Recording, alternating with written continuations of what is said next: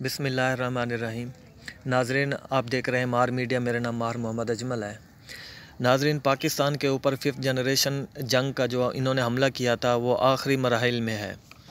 नाजरीन, मैं आपको एक बात ये बताना चाहता हूँ, एक तरफ तो नवाज शरीफ अंग्रेज़ों की गोद में बैठकर पाकिस्तान की सलामती, पाकिस्तान की अफवाज के ऊपर हमला आवर है। दूसरी तरफ ये जो अंग्रेज़ गोरे काफिर हैं, ये इस्लाम के ऊपर हमला आवर हैं।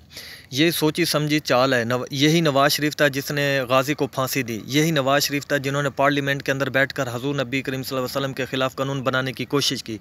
यही नवाज शरीफ है जिन्होंने कभी भी हजूर नबी करीम सल्लल्लाहु अलैहि वसल्लम के हक़ में बात नहीं की, ना कभी इंटरनेशनल प्लेटफार्म के ऊपर इन्होंने आवाज़ उठाई है हम इस्लाम के हक़ में। कभी भी इन्होंने ऐसा काम नहीं किया। हर बुरा काम इनके हक़ में क्यों आ रहा है, इनसे क्यों हो रहा है? ये कोई इत्तफाक नहीं है, ये सोची समझी चाल है। यही नवाज शरीफ था जो बेनज़ीर को कहता था कि बेनज़ीर अंग्रेज़ों के तलवे चाटती है। आज यही नवाज शरीफ है अंग्रेज़ों की गोद में बैठकर इस्लाम के उसके पाकिस्तान की अफवाज के ऊपर हमला आवर है। नाजरीन, ये इत्तफाक नहीं है, ये सोची समझी चाल है, हमें समझना पड़ेगा। यही नवाज शरीफ कहता है, छोटे फ़ौजियों मैं तुमसे मुखातिब हूँ, तो आप लोग अपनी बड़ी कमान के ख़िलाफ़ जाएँ जब वो पाकिस्तान के ख़िलाफ़ जाएँ। मेरी नज़र में तो उन्होंने कभी कोई ऐसा काम नहीं किया जो पाकिस्तान के ख़िलाफ़ उनको अपने ऑफिसर के ख़िलाफ़ जाना पड़े। मैं नवाज शरीफ से ये पूछता हूँ, जावेद हाशमी ने आपको क्यों छोड़ के गए थे? जावेद हाशमी ने इल्ज़ाम लगाया था कि इमरान खान फ़ौज के साथ है। यहाँ पे तो उसने अपनी इज़्ज़त बचाने के लिए इमरान खान के ऊपर इल्ज़ाम लगाया। इम्पोर्टेड बात तो ये है कि नवाज शरीफ को छोड़ के गया क्यों था? नवाज शरीफ की पार्टी के अंदर जो इख्तलाफ राय पैदा करता है, नवाज शरीफ को उसको अपनी पार्टी से निकाल देता है। तो चौधरी निसार के साथ भी यही हुआ। नवाज शरीफ बेनज़ीर के बारे में ये कहा करता था कि बेनज़ीर अंग्रेज़ों के तलवे चाटती है। आज यही वो नवाज शरीफ है जो अंग्रेज़ों की गोद में बैठकर पाकिस्तान के अफवाज, पाकिस्तान की सलामती के ऊपर हमला आवर है। ये सोची समझी चाल है। ये साबित होता है बेनज़ीर गद्दार नहीं थी, ये ख़ुद गद्दार है। तो ये ख़ुद अपनी पार्टी को डिक्टेट कर रहा है।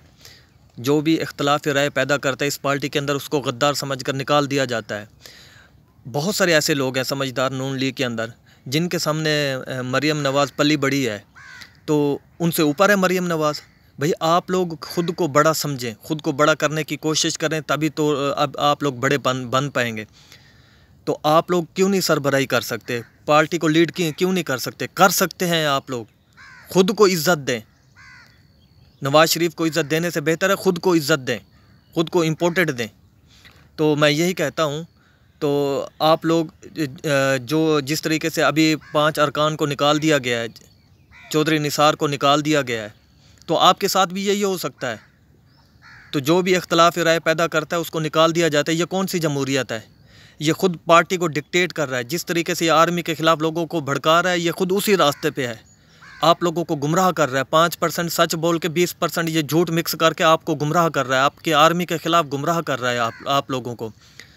तो बेनज़ीर के बारे में कहा करता था, ये तो उनके तलवे चाटती है।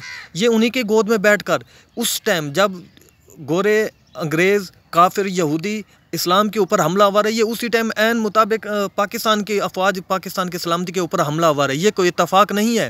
गाजी को ये फांसी देते हैं, किसी गाजी के फेवर में बात नहीं करते। ये लोग गाजी को फांसी देते हैं।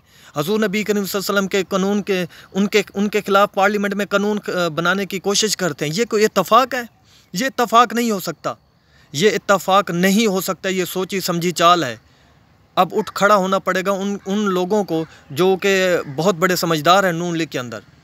हम उनके रिस्पेक्ट करते हैं, इज़्ज़त करते हैं, लिहाजा उनको समझना चाहिए।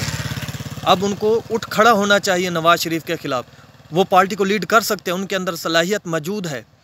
ये आपके अपनी फ़ौज के ख़िलाफ़ आप लोगों को भड़काने की और गुमराह करने की कोशिश कर रहा है। तो लिहाजा ये गद्दार है। हर काम गलत नून लीग के हक़ में क्यों आता है? तो लिहाजा हमें समझना पड़ेगा।